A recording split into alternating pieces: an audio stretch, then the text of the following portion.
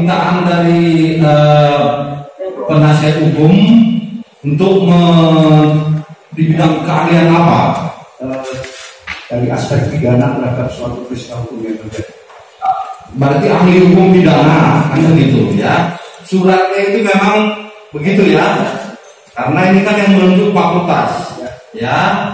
Fakultas yang menunjuk panjenengan untuk kami setelah bermusyawarah karena ahli Profesor Dr. Sadiono SHM ditunjuk atau diutus oleh suatu lembaga yaitu Universitas Bayangkara Surabaya. Ya, kami tentunya sudah memandang bahwa lembaga tersebut adalah kredibel di Surabaya dan nggak perlu kami lakukan lagi. Kami beri kesempatan kepada penasihat hukum terlebih dahulu mengajukan pertanyaan. Lanjut. Terima kasih Pak Mahdi. Saat ini saudara menjadi saksi dalam perkara bagaimana keadaan jaksa itu di pasal 374, 372, 378, 753 terkait dengan penggelapan dan sebuah pekerjaan.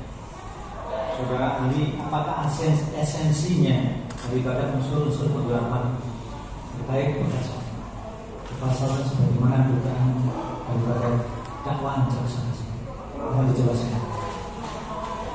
Terima kasih kuasa hukum terdakwa. Masih saking yang saya hormati, silakan saya menjawab satu persatu kami dari kuasa hukum. Sebelumnya saya minta maaf karena untuk pemeriksaan pimpinan kami sekali ini suara saya keselas sendiri. Karena saya nanti pada dari mohon maaf saya.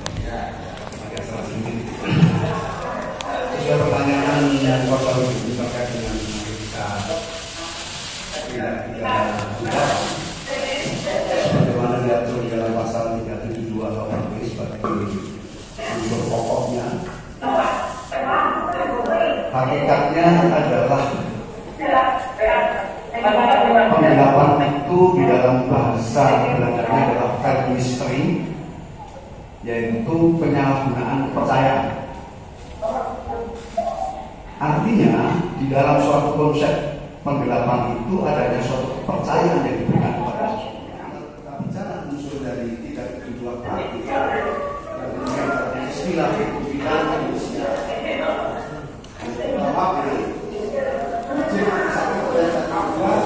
Memberikan suatu esensi terkait dengan unsur pertama dari pasal 32 KUHP. Unsur pertama yang ada dalam pasal 32 adanya unsur kesengajaan dan melawan hukum untuk memiliki hakikat dari unsur kesengajaan yang dalam bahasa Belandanya disebut sebagai offset toleransi. Di sini bahwa perbuatan yang dilakukan oleh si pelaku itu dengan sadar untuk melakukan perbuatan itu dan akibat yang akan timbul dari perbuatan yang dilakukan ini dengan sengaja. Offset. Konsep melawan hukum di sini yang dimaksud dari pasal 372 KUHP adalah melawan hukum merupakan suatu perbuatan yang bertentangan dengan norma atau kaidah hukum yang disebut kemudian nanti sebagai delik formilnya atau perbuatan yang dilarang. Melihat konsep dari pasal 372 KUHP ini, melawan hukum di sini ada suatu kesengajaan untuk memiliki barang yang tadi pada hakikat atau maknanya ibadah dipercayakan kepada pelaku, itu kita sebut simbol pelaku. Di sini dengan sengaja untuk memiliki barang yang barang itu seluruhnya sebagai penguasaannya bukan karena kejahatan, tetapi dari penyalahgunaan tadi. Nah, di sini yang kemudian hakikat dan makna dari perbuatan melawan hukum menurut interpretasi sistematika dan gramatikal yang ada dalam urusan pasal 372 KUHP ini adalah perbuatan yang tidak atau berkeinginan bermaksud memiliki dengan sengaja memiliki, tetapi tidak adanya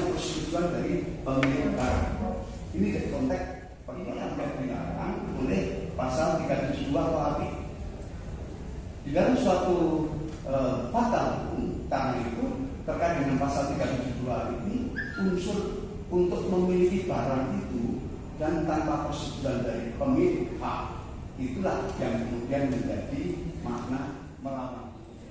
Jadi yang dimaksud dalam pasal 32 KUHP ini adalah melawan hukum dalam konteks formil, jadi bertentangan dengan peraturan undang-undang. Kemudian terkait dengan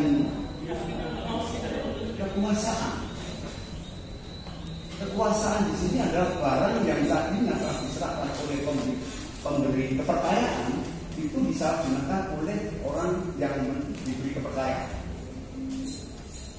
Penyalahgunaan maknanya adalah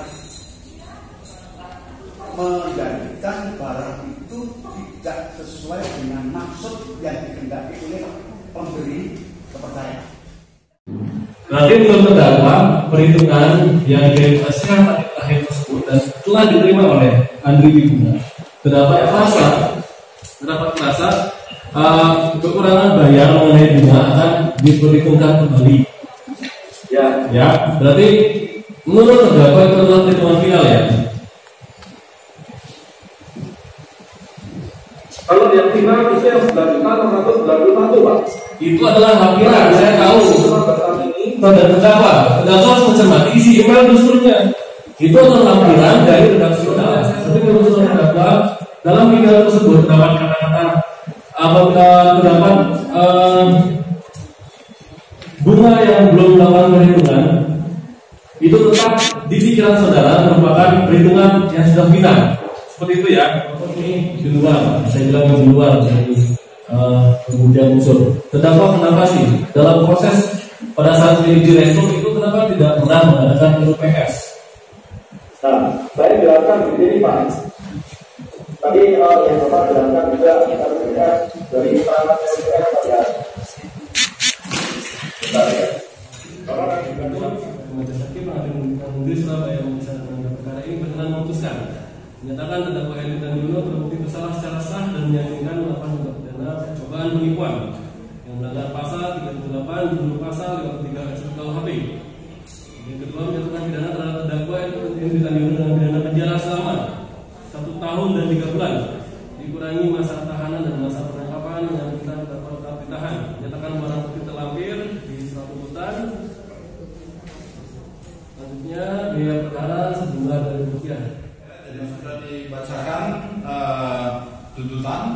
Nanti soft kopinya ada di sini Pak, silakan berhubungan dengan panitera. Saya terkesan dengan saksi ahli kali ini yang memang secara objektif. Jadi perkara ini menurut saksi ahli adalah tidak ada unsur pidana. Dia menerangkan kata-kata bersama. Terus yang kedua terkait masalah lockdown otoritas itu memang kewenangan. Siapa yang diberikan daripada kewenangan tersebut? Password itu tadi kan, ya passwordnya siapa yang pegang? Nah, direktur. Berarti dia hanya melakukan buka aja. Oleh otomatis dibuka ketika memang itu ada penyelewengan, beda lagi konteksnya. RUPSS terjadi itu di belakang dianggap kerugian dalam perusahaan itu. Nah, baru dia. Semestinya RUPSS itu diadakan setiap 1 tahun. Nah, terdakwa ini selalu ngajak, tapi tidak pernah tidak pernah digubris dan oleh komisaris kan. Bagaimana keterangan terdakwa tadi? Nah, keterangan saksi ahli sudah menjelaskan secara gamblang apa sih unsur penggelapan, esensinya, bagaimana, sudah jelas. Jadi artinya ini lebih condong kepada unsur-unsur pidana. Tetapi dalam konteks ini jaksa memaksa. Makanya jaksa menemukan tipu muslihat tadi.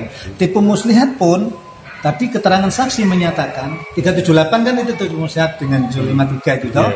Nah, saksi ahli menerangkan yang dinamakan tipu muslihat itu unsurnya orang dipengaruhi sehingga dia memberikan barangnya kepada orang itu dengan sadar tidak sesuai dengan dakwaan yang pertama, adanya penggelapan dan sebagainya. Ternyata ujungnya tuntutan itu ditujukan tuntutan dakwa itu 378. Jadi adanya tipu muslihat kewenangan yang diajukan ini sudah menyimpang daripada dakwaan sendiri, menyimpang dari dakwaan ya. Dan keterangan ahli sudah mematahkan tuntutan jaksa sebetulnya. Tinggal nanti kita berharap hakim harus bisa membebaskan.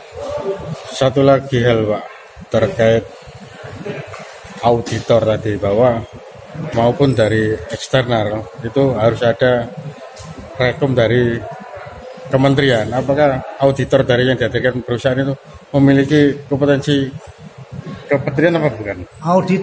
Audit yang dihadirkan oleh PT ISA itu tidak memenuhi daripada apa yang menjadi ketentuan undang-undang. Ya, yang tahun 2012 itu undang-undang nomor 12 atau nomor 5 itu ya terkait masalah auditor. Itu tidak masuk dalam kategori itu.